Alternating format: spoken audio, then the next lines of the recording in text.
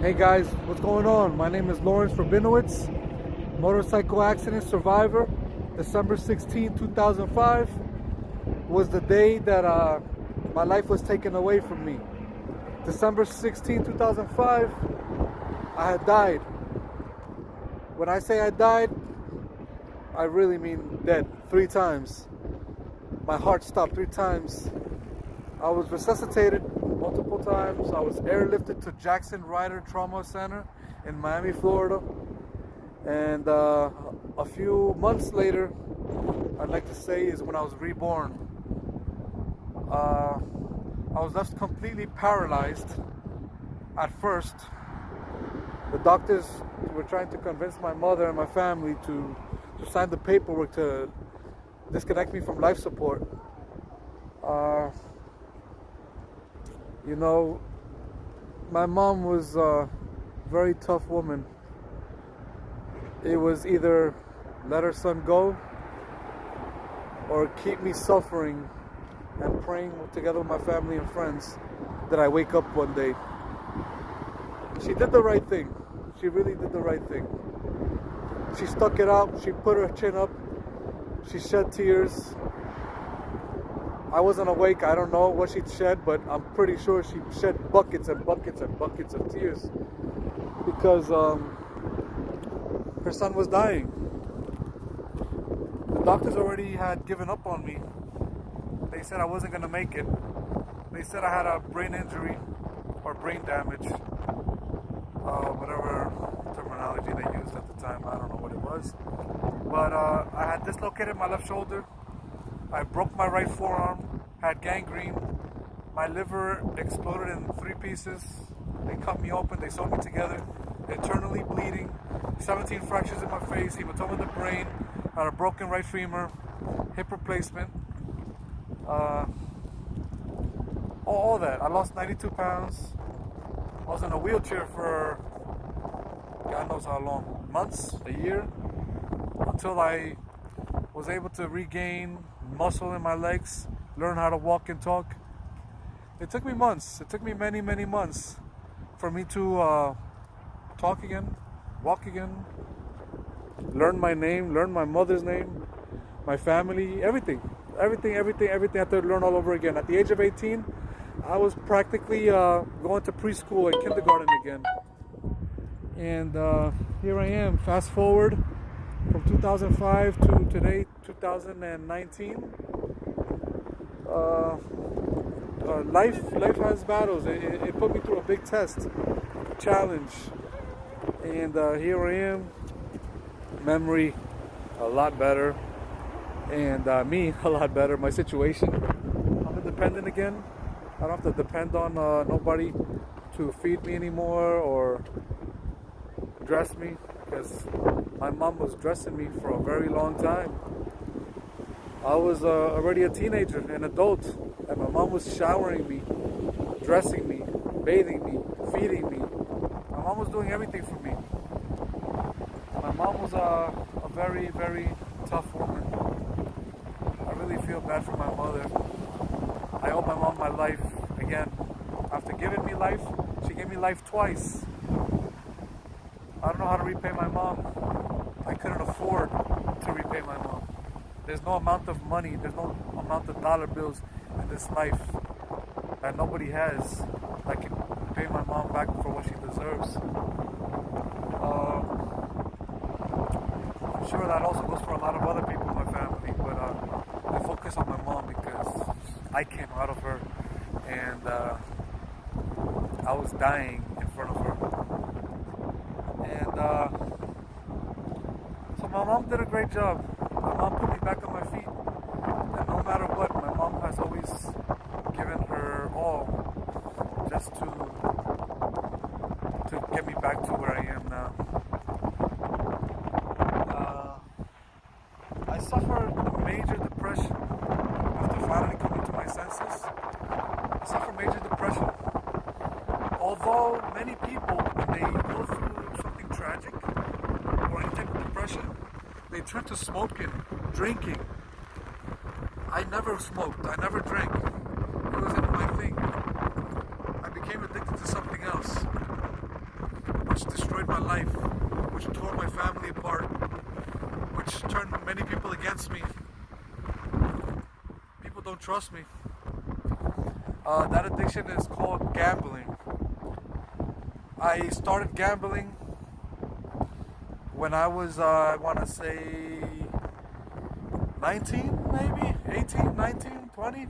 Who knows? I was very young. All I do know is I have been gambling for over a decade. More than 10 years. I gambled every single day of my life. I gambled every day. I lived in the casinos every day. Sometimes I sleep in the car, in the casino parking lot, and wake up and go back into the casino. Sometimes I could be sitting at a table for 12, 13, 14 hours with forgetting I even needed to use the bathroom, forgetting I needed to eat, forgetting I had a family waiting for me at home. And if I could go back in time, I'd change all that. I would never go into a casino. But anyways, everything happens for a reason. And if my wife didn't want to put up with me, didn't want to stand by my side during a hard time that I was going through, well, let me put this together clearly. My wife didn't know me before my accident. My wife doesn't understand what I went through. My wife never wanted to accept that I had problems, mental issues, and I did.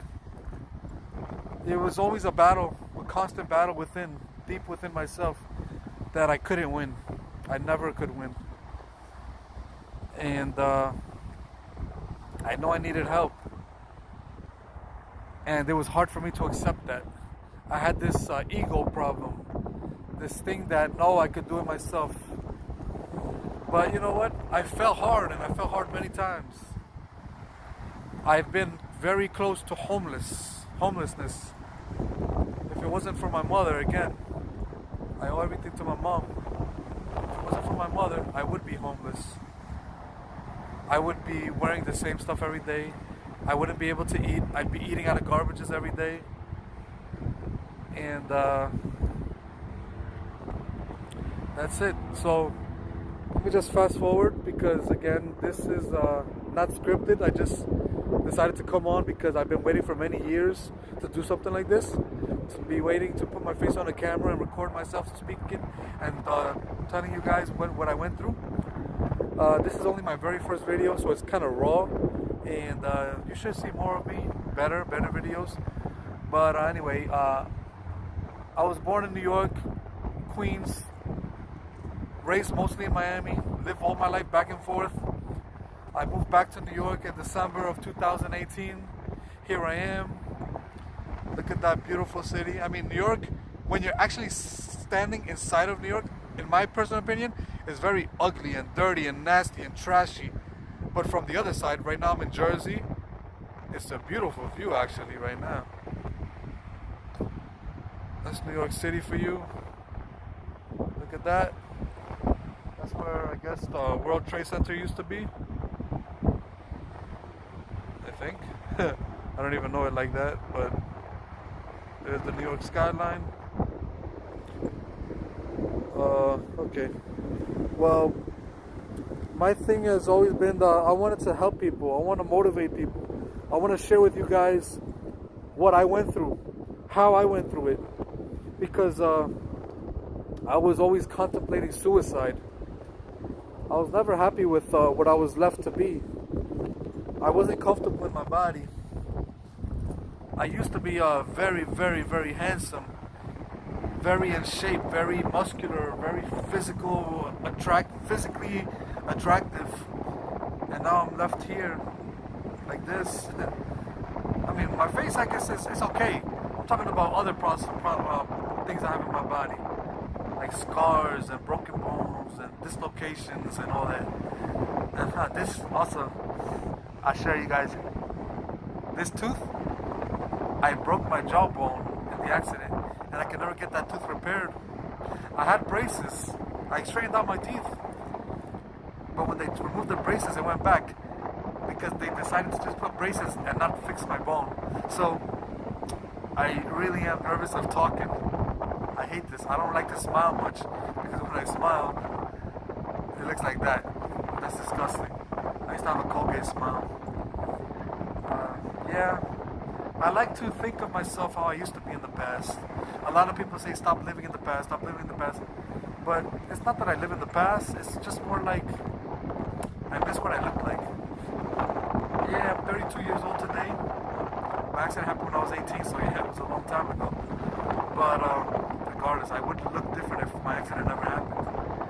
Anyways, I'm going around in circles again, because this is how I talk. I just go off topic and come around again to another one, and around and around and around.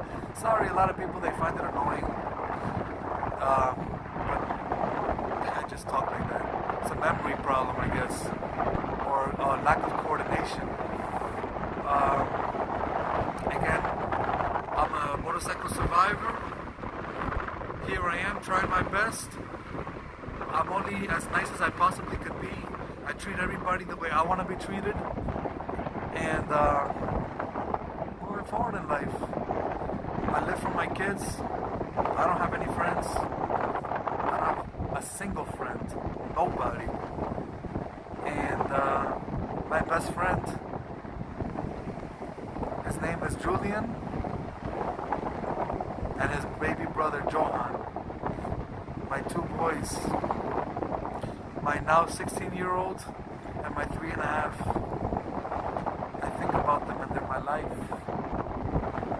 I live for them, and they are the only ones that make me happy. Nobody puts a smile to my face like my kids.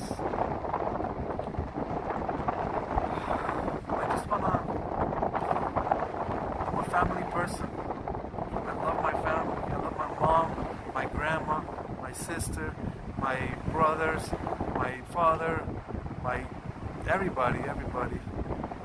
My auntie, my cousins, my uncles. I just love.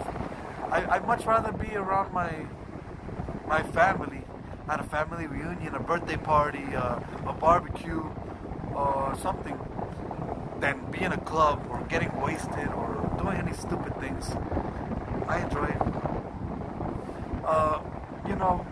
Going back in circles, I've had this problem for the past 17 years. 17 years since my accident. I have never actually physically been alone. I've always been surrounded by people. I'm part of a pretty big family, and a lot of acquaintances or friends, as you want to call them. But even though I'm surrounded by people, I've always felt alone. No matter what, I've always felt alone by myself. I've always just wanted to be accepted, wanted to be loved. I know that, the word love is just an action word. It's used loosely nowadays. But even though someone may not actually physically or emotionally feel that they love me, I just love hearing it. And I don't have anybody that says I love you to me, except for my kids and my mom, and sometimes my grandma. So that's okay, but I will eventually grow old and uglier, and I want somebody to love me when I'm old and uglier. I do a lot of things by myself. I love just going to the movies. I go to the movies by myself. I love going bowling, shooting pool, all that, but nobody likes doing that now. And so I do it by myself. Anyway, this is my first video. I got on here to introduce myself, what I went through, my motorcycle accident. I suffered multiple injuries, hematoma in the brain, broken bones, dislocated shoulders, lacerated liver, internally bleeding. I lost 92 pounds. I used to weigh 187 pounds, solid muscle, lean cut, everything, healthy. and I came out the hospital just nothing but flesh and bone. I weighed 92 or 93 pounds when I came out. Obviously, 17 years later, I no longer weigh 92 or 93 pounds. I'm about 174, 175 pounds. But I'm not in the greatest physical physique like I used to be. But I want to get back on track. And I will. I just need to, number one, organize myself. Organize my time, my day, everything. And I know it's going to happen. It will. It really will.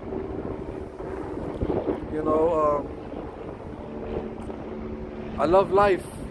I love the second chance opportunity I was giving. And I'm going to make it right this time. I'm not going to live for myself this time. I'm going to live for those I love. And I want to also live for you guys. Those that watch me, pay attention to me, and count on my motivation. I want to live for that. I want to help you guys get through a depression, whatever you're going through. Because in life, don't trip over the smallest things. Look at the bigger picture. All that.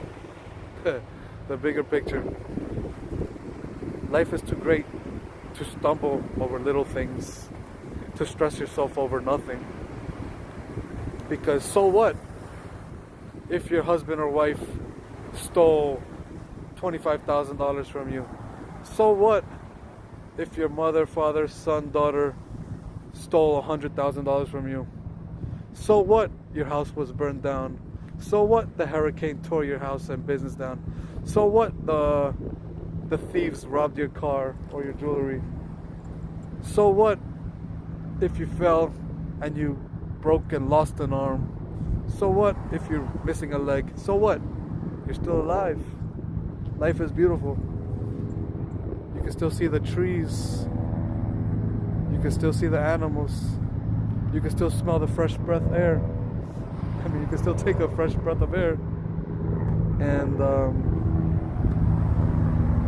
matter if you're handsome, ugly, skinny, fat, black, white, yellow, green, blue, whatever, so what? You're alive. And one of the greatest gifts in life is to be able to see, smell, taste, hear, touch. Those are the greatest things in life. Never take anything for granted. Appreciate what you have. Don't envy for what you don't have. Because with hard enough work, dedication, and belief and faith, you can have whatever you want. And when I say that, I really mean whatever you want. Anything in life. You could have it all. Your mind, you control. Your mind, you create, you write your own book. You're the author of your own life. That's why I do what I want, when I want, where I want, who I want, and how I want. Because it's my life. And that's the only way to really be happy. To do the things that you want to do. Don't let anybody dictate how your life should go, how your life should be. Because in the end, you're gonna die alone. And I would hate to go through life and never do what I actually wanted to do. So go out there, be who you want to be, and do what you want to do. And always love and care for those that love and care for you.